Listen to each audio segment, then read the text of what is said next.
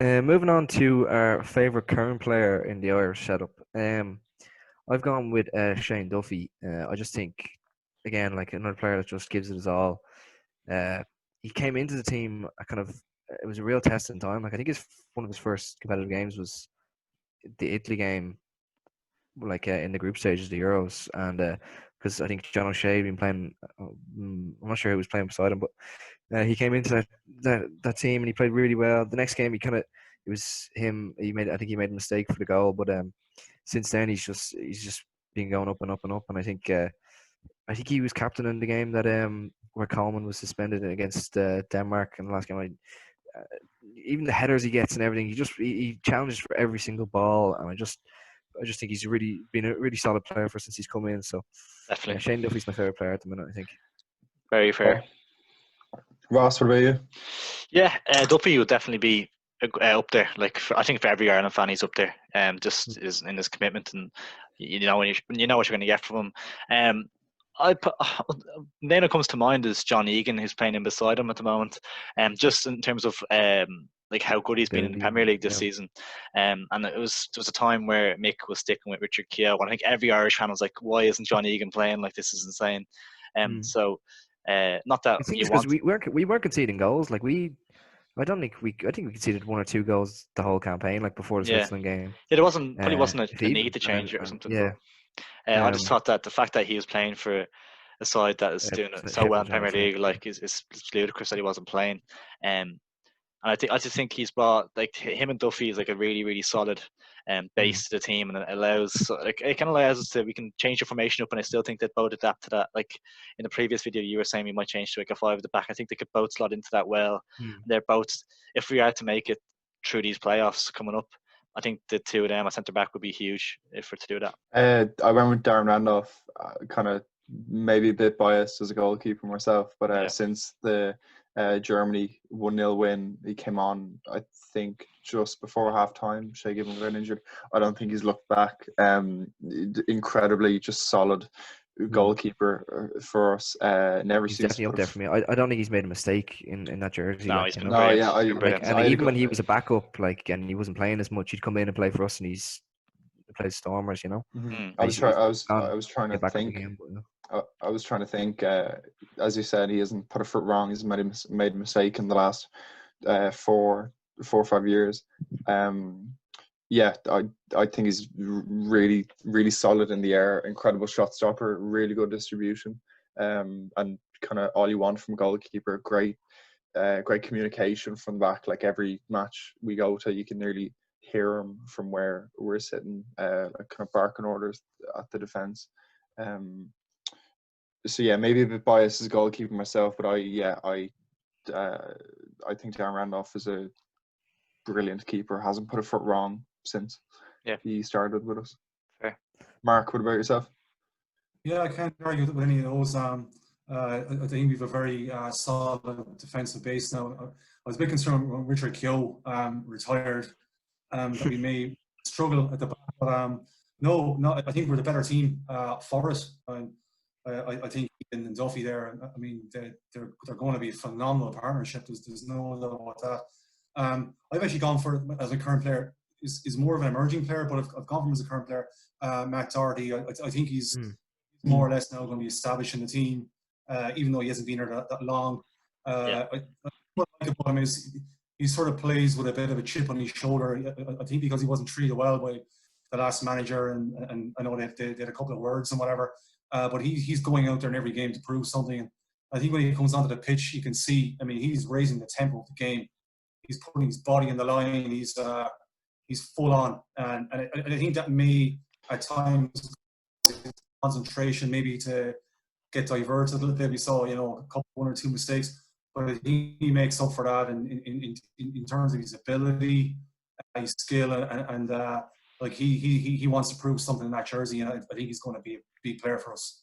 Absolutely. Yeah, It's interesting that we all went for defenders and goalkeepers, isn't it? Yeah, that's what I was going to say. Yeah, it's not surprising considering the goals we've been scoring. Like, good reflection. I feel it'd be bad if we didn't mention Seamus Coleman as well, just for the service he's been to the country as well. Definitely, thinking about that afterwards as well. Like he's But been, he broke his leg and he came back and he still stood out as one of our better players. You know, yeah, like that absolutely. leg break was absolutely horrific. I remember being at that game and just in shock Yeah. almost.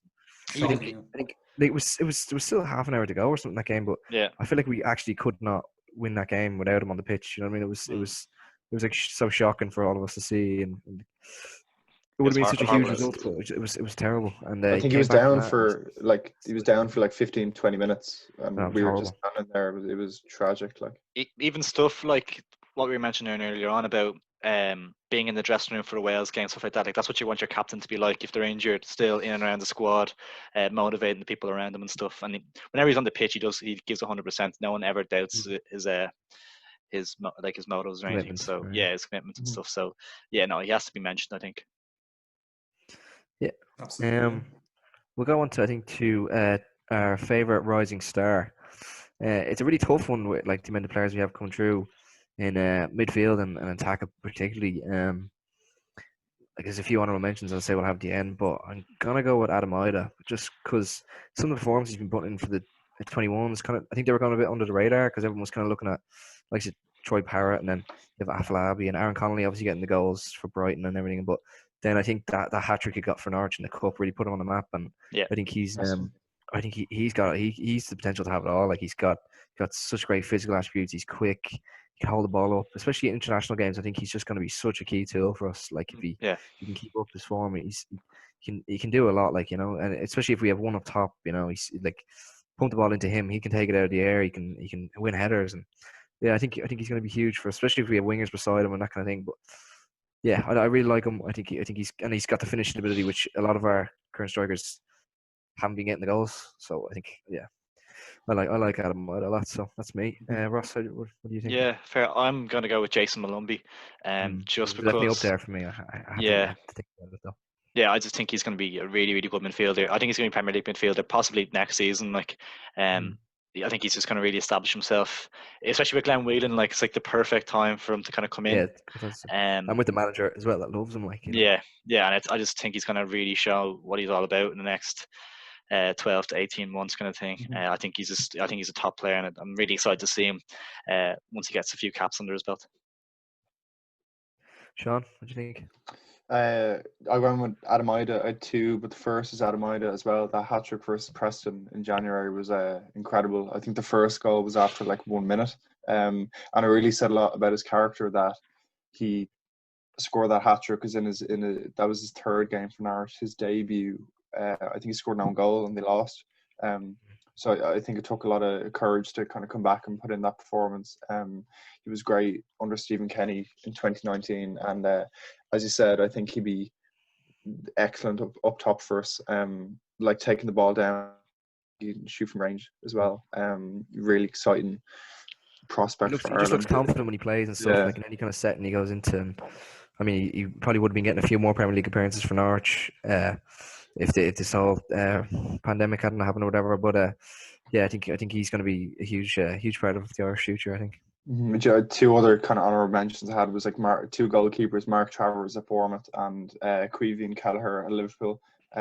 Travers had an incredible clean sheet on his debut for versus Spurs, and made his Ireland debut versus Bulgaria kind of straight after that. And Kelleher, Jurgen Klopp seems to love Kelleher, and he's been involved in the Liverpool team for like the last senior team for the last like year or so. So I think we're not going to be short goalkeepers for the next few years anyway. Yeah, I mean, again, all those players you can make a case for them, and particularly the goalkeepers. I mean, apart from Bazzuno, Travers and Kelleher played like first team, and distinguished themselves, really mature for their age, and they're going to come in and put pressure on Randolph in the next couple of years. And yeah, we're considering the defensive base that we have, we're going to be a very, very hard team to beat. What excites me most about it is the attacking end of the field. So many strikers now that if one or two of them catch fire and look as though they will, I think we're going to have a fantastic team overall.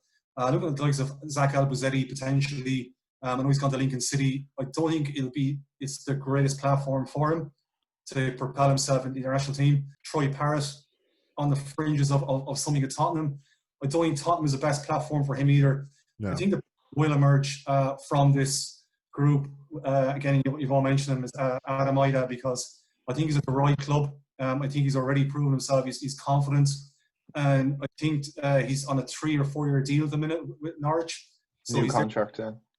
yeah, he's there for the long haul, and they have a lot of faith in him, and they haven't farmed him out on loan. They're keeping him there, and he's one that they want to get up and running pretty quick, and I think he's going to be in a starter for Ireland very, very soon, and yeah, I put him as my number one prospect.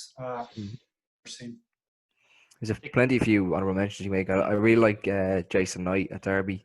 I think he's 19 appearances or something this season, and he's obviously got Wayne Rooney there giving him a bit of coaching. Good to have someone like that to look up to. And yeah, there's Afolabi, there's obviously mentioned Ida, Parrott, Connolly, Obafemi. Player I really like Obafemi as well. Yeah, he was one I considered for my top man.